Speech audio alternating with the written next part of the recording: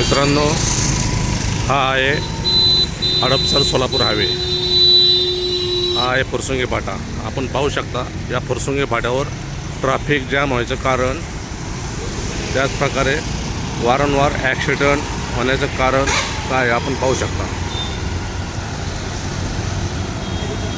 या रोडवर भाजी विकणाऱ्यांनी सर्रास आपला अड्डे स्थापन करून नागरिकांना त्रास देण्यासाठी रोडवरच भाजीची दुकानं, टेम्पो तसेच ट्रॅफिक जाम होण्यासाठी या लोकांनी बघा कसे कसे केलेले आहेत। आणि या सगळ्या गोष्टीकडं हडपसर अतिक्रमण विभागाचं दुर्लक्ष होत आहे।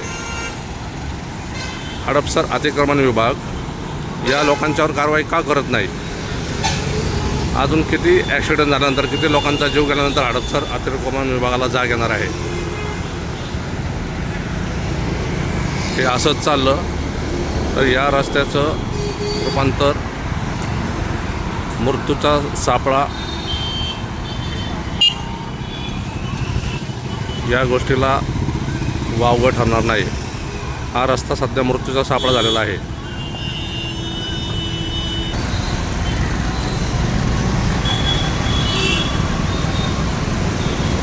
गाड्या बघून चाललो।